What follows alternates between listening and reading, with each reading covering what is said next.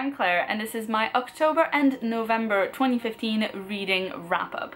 Now, even though it's 2 months, it's not going to be a super long video because I have read almost nothing in November. You might also have noticed I've been a bit sparse on the channel in the past month and a bit, and that is because of a whole lot of different things combined that each individually would have been quite small, and then in the end it kind of like snowballed. It's been silly things like I got a new computer and I'm trying to set it up properly and back up everything from my laptop and my YouTube files. I've got a new camera and I'm trying to learn how to use it properly. I've also lost some files that were on my old camera just after I bought this new one, like the second half of my September book haul, which I hope you'll forgive me for not filming again. Now on to the books. The first thing that I read in October were 5 books in Dinah Rowland's Kara Gillian series. Now this is all about Kara, who is a cop but also a demon summoner, and she kind of finds arcane traces around murder sites and uses her demon summoning powers to help her solve crimes. The books in order are Book 1, Mark of the Demon, Book 2, Blood of the Demon, Book 3, Secret of the Demon, Book 4, Sins of the Demon, and Book 5, Touch of the Demon. There are more books in the series, but I'm not sure I'm going to keep going with it, and that is because I really enjoyed the first 4 books. They read super quickly. I really loved the combination of crime elements with the demon summoning elements. Touch of the Demon, I just liked that one less. I think it's a really like brave thing to do for an author to have these first 4 books in the series be in a certain genre and then decide that in order to expand the universe and the story, she has to go in a different genre and do something that's much more like high fantasy, and also a book that is twice as long as the first 4 were individually. But I just didn't kind of enjoy it as much, and I thought it dragged a little bit, and also you meet an entirely new cast of characters except for the main character Kara, and even though I liked her, I missed all of the other Earth characters way too much. So I don't know if I'm going to continue with the series because it's well written and it's characters that I care about, but I'm not sure that it's going in a direction that I will enjoy. The next book that I read in October was Ancillary Mercy by Ann Leckie, and this is the 3rd and final book in the Imperial Ratch series, and I loved it so much. I've said before that I absolutely love this series, and I was so excited for the 3rd book, and it did not disappoint. I thought it was a great ending to the series, and it was also like a realistic ending insofar as there was so much to wrap up. There had to be an ending that kind of leaves it open for maybe more, and apparently Ann Leckie has been contracted to write another book in the same universe. I don't think it would be necessarily about the same characters, but I would be very happy to go back to this universe because the world building was so detailed and beautiful. It was one of my favorite parts of the series. So I cannot wait to read that when it comes out.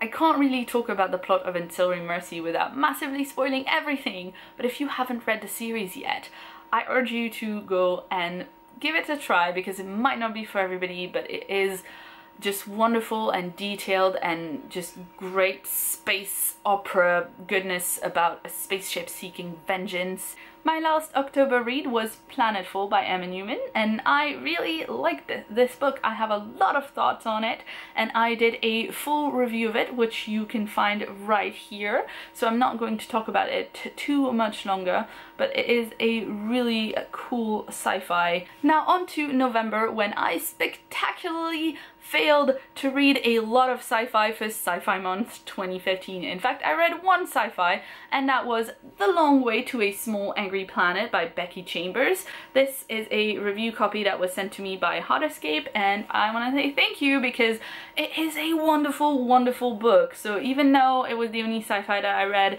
it was well worth it. Now the story centers around the crew of the spaceship the Wayfarer, which is a tunneling ship. The crew's entire job is to go to slightly more remote places that aren't well connected to the transport network yet, and to make tunnels in space that will allow future ships to travel there a lot faster and a lot safer. They are given a big contract to go to this very, very, very far away planet, as per the title, and make a fairly dangerous tunnel there. So it's a big, dangerous job, but if they manage to execute it, they will be set. They will be quite rich. Lisa at Over the Effing Rainbow did a read-along for this book in November for Sci-Fi Month 2015, and she invited me to be a host for one of the weeks. So if you'd like to see the questions that I came up with and the questions that Lisa and Chris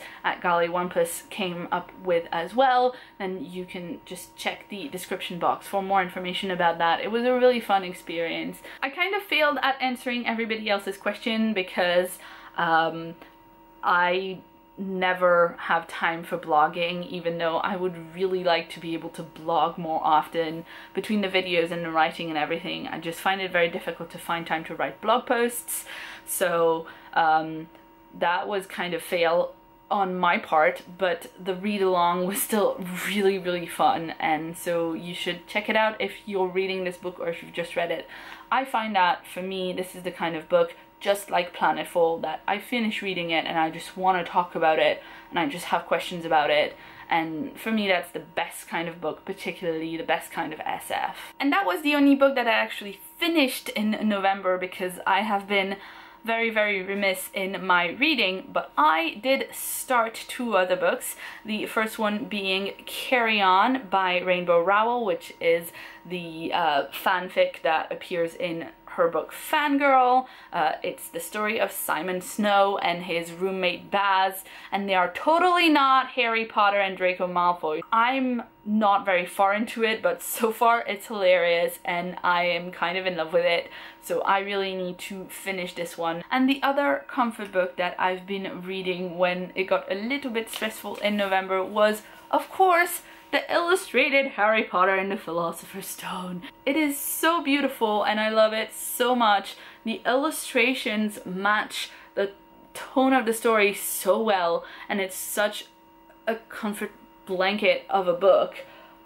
It's wonderful to be reading such a well-loved, well-known story to me, and to have something new that goes with it. And so I've kind of been rationing it, so I'm not very far into it at all, because I don't want for this to be finished, and I kind of want to drag it along for the whole winter, because this is just the perfect winter read. So these were the books that I read in October and November 2015. I have not set a specific TBR for December because there's just too many books that I have, and I'm sure a TBR would just make me panic. I'm going to try to be better about setting TBRs and keeping to TBRs in 2016. That's going to be one of my goals, but so far for the end of the year I just want to read nice, pleasant, comforting books that can kick me over my Goodreads challenge of 50 books, and I'm almost there, mostly thanks to like listening to all of these Gillian audiobooks super quickly at the beginning of October. If you've read or you'd like to read any of the books that I've mentioned, please let me know in the comments below. I would love to discuss those books and chat to you about them, because that's one of my favorite things about reading great books. If you'd like to see more from me, check out the sidebar for some of my more recent videos, and if you haven't yet, please hit that subscribe button for more videos from me every week. I've been Claire, thanks so much for watching, and see you soon.